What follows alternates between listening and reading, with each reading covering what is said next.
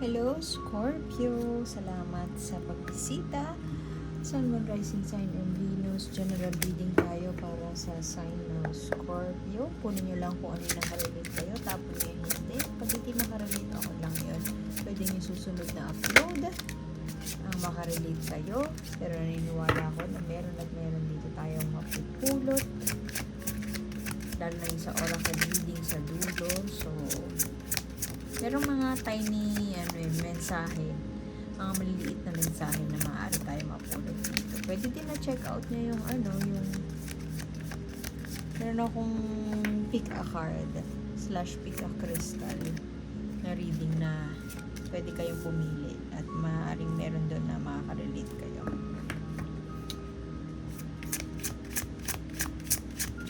Anong kinakatakot natin, Scorpio? Pagod o praning kapraningan, sorry Scorpio, pero praning, may pinaplano. Alam mo si Scorpio talaga, meron akong kaibigan na Scorpio siya yung number 1 na psychopath, quote unquote psychopath, na-assert namin siya na psychopath kasi iba talaga ang powers, iba powers talaga, iba yung hindi sa masamang psychopathic, masama. I mean, kasi ang si Scorpio, tahimik lang sila, pero amoy na nila kung ano yung gagawin mo next. Para silang psychic.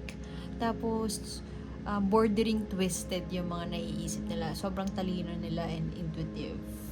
Sila yung mga extra feeling with intelligence. Matalino. Ganon. Ganyan yung mga Scorpio. And ito yung card na yon, Magician. Very in a manifesting space. Pwedeng may pinaplano. May niluluto si Scorpio. Pero pinag-iisipan. Pwedeng pinag-iisipan or pwedeng out of kapraningan. Parang iniisip niya na parang TH din. TH si Scorpio. Pwedeng may isang bagay na kinukutuban kayo tapos parang di ko alam kung love related to malalaman natin sa mga susunod na cards. Pero merong isang bagay na kinukutuban kayo tapos parang meron kayong gustong gawin around that. At the same time,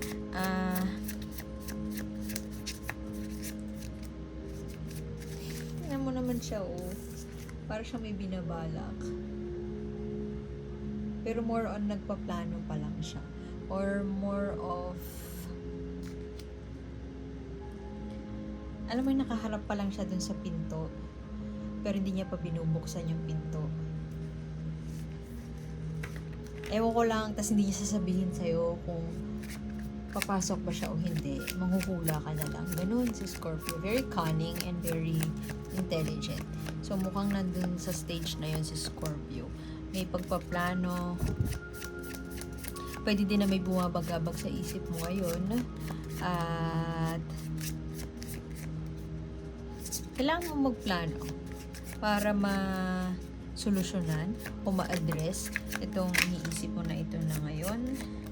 Pwedeng pera, pakiramdam mo, nilusta yung pera mo, may conjugal property kayo, tapos nilusta ng partner mo yung pera mo, naghihinala ka, nawalan ka ng pera, pwedeng ganun. O pwede din na may partner ka na Libra, Aquarius, Gemini, inuutakan ka. Pero mautak ang si Scorpio, mautak si Scorpio plus malakas ang pakiramdam. So kung inuutakan ka niya, mas mautang ka, yung ganun. May kinalaman siya sa pera, pwede nag-overspend si hubby or si partner. And hindi mo ma-pinpoint, ayaw mo mag-assume, ayaw mo mag-judge, pero merong niggling feeling, may iba kang nararamdaman na hindi ka sure hindi sure itong dalawang to.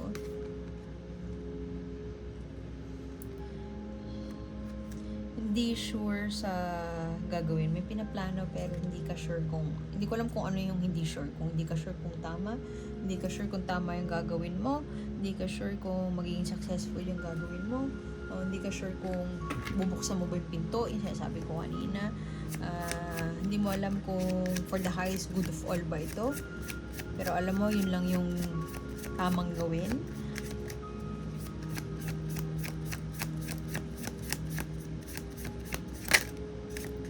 Hindi mo alam kung, hindi mo ma-pinpoint yung intention for doing this. Pwede din na iniwan ka ng partner mo, hindi pa umuwi, ng asawa mo, hindi mo alam kung saan nagpunta. May hinala ka na let's say nag-casino, ganyan. Nawawalan ka ng pera, hindi mo alam kung saan siya nagpunta. Ayun na nga ang sinasabi ko, cunning, treachery, cheating, pwedeng gano'n. Oh, no! Cheating, pwedeng gano'n. Pero not necessarily third party na as in other person. Pwede kasing third party as in, yun nga, masugal, pwede ding droga, addiction, some addiction na hindi mo ma-pinpoint kung ano ito. Pwede kasi na nag-iimbestiga mode si Scorpio kasi hindi niya, matalino si Scorpio pero basta may kutob siya pero hindi niya, wala siyang ebidensya. Sorry natin. Wala siyang ebidensya sa kutob na yun. Basta kutob lang. Kinukutuban naman si Scorpio at hindi magandang pangitain kaya may praning siguro dyan. May kapraningan. Pwedeng overthinking, pero pwede din na hindi maganda yung feeling na napapraning ka. And nag-start ka na magplano, pero part of you, pwedeng natatakot na gawin yun kasi may maapektuhan ng iba, kung may anak kayo, may maapektuhan, pero ayaw mo siyang ipawalang bahala. Nagdadalawang isip, di ba? Mukhang ano to love situation kay Scorpio. Kinukutuban na ulit si Scorpio. Ito gusto kong kunin. Merong nag-dead, as in dead, radio silence sa'yo. Dahil radio silence siya sa'yo, may naisip ka. May naisip kang gawin.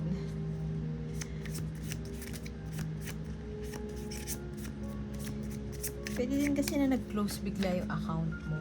Tapos hindi mo alam saan napunta. Wala kang trace. Na-scam, ganun. Tapos, mag-aano na naman si Scorpio.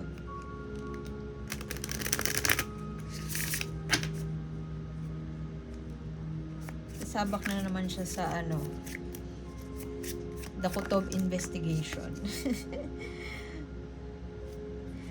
Alam mo yun, nagdadalawang isip ka, indecisive ka, nagdadalawang isip ka na yung sinasabi ko kanina, buksan yung pinto, mag-drive forward dun sa plano na naiisip mo. Part of you, naisip mo na magiging successful yun, pero part of you, then parang, alam mo na may madadamay na iba. Alam mo yung parang, ayaw mong gawin yun kasi pag pumutok yung vulkan, damay-damay na. War na siya, yung gano'n. War na nawala ng katapusan, kaya hindi ka na makatulog. Either way, hindi ka makatulog Hindi ka makatulog kakaisip na gagawin, hindi ka makatulog kasi napapraning ka, hindi ka makatulog kasi hindi mo buo yung plano mo, hindi ka makatulog kasi natatakot ka, baka may maapektuhan iba, maapektuhan yung anak.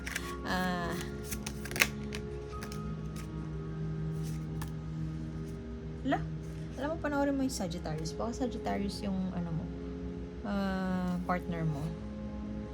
Pero same to. Lumabas sa kanya to. Tumalon din sa kanya to. Mukhang, ito naman sa'yo, mukhang ikaw to. Very receptive. Gusto mo maging mature. I-handle itong falling apart, breakup, pwedeng ganun.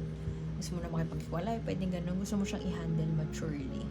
Mataas ang EQ mo, pero sadyang itong taong to, pwedeng sobra na, tama na, tapos gusto mo nang putulin. Yung mga panloloko, gusto mo nang makalaya sa panloloko. At the same time, so nag-iisip ka ng paraan para babalanse siya yung EQ mo, yung maturity mo, plus yung highest good of all. At dahil doon, kakaplano, hindi ka makatulog. At pag napalaya, alam mo, pero I mean, wala kang lakas ng loob para i-execute yung plano mo. Pero hindi ka na rin makatulog, gawin mo man o hindi. Pero alam mo sa sarili mo na pag nakalaya ka na doon, na palaya mo na yung sarili mo dun sa long-standing issue ng cheating or whatever panloloko behind your back. Doesn't matter kung cheating, basta whatever treachery, pwedeng yun nga addiction na hindi niya sinasabi sa'yo or sinabi niya sa'yo na matagal niya lang tinanggal yun sa sistema niya, pero ngayon meron siyang dubious na ginagawa. May sketchy siyang ginagawa. Wala ka ebidensya, pero malakas yung kutob mo. Alam mo na pag nakalaya ka dun, eto na. Emotional fulfillment, life well lived, masayang buhay, kontento, happiness, at lahat na. Maaaring ang third party, pwedeng iniwan ka sa isang tao na Aries, Sagittarius, Leo, fire sign siya. Dominant ang personality niya. Kung ikaw yung receptive, sabihin na nating submissive, pero matalino ka, itong tao na to very aggressive. And ayaw mo kasi yung cause ng war. Ayaw mo ng gulo. Pero gusto mong tapusin na to. Iwan ko na yun dun. Kung ano ba yung masabi kong next. Anong mensahe sa'yo ni Universe? Itong Mind That Monkey relate to dito. Ano yung chatter? Ano yung sinasabi sa'yo ng utak mo? Tame it. Ano yung... Kasi, di ba, we all have that monkey mind. Ano yung monkey mind? Excuse me. A monkey mind, yung... Alam mo yung may ADD na distracted ka. Meron lang info na i-feed sa'yo. Ika-catch mo na yon. Tapos, sabihin sa'yo ni Marites na ganito, kukunin mo na rin yun. Take ka ng take, sinusundan mo lahat ng mga info without verifying it. Without the evidence. So, ingat ka na magpa-distract. Ingat ka na i-chase mo yung mga distractions kasi hindi siya makakatulong sa'yo. Ingat ka din na hindi ka magpahinga at isip ka lang ng isip kung paano gagawin yung move mo. Hindi ko masabi na take that action now. Pero, ang sinasabi ko lang ngayon, sabi ni Universe sa'yo, wag masyadong tame that mind. Papahingay mo yung utak mo. Yun, papahingay mo yung utak mo. So, ayoko na yun doon, Scorpio. Salamat for being here. At sana makita ko po kayo ulit next time. Like, share, and subscribe lang po. Tingnan nyo po yung ibang mga... Meron akong Pika card, Pika crystal reading. So, see you soon. Salamat, Scorpio. Bye-bye.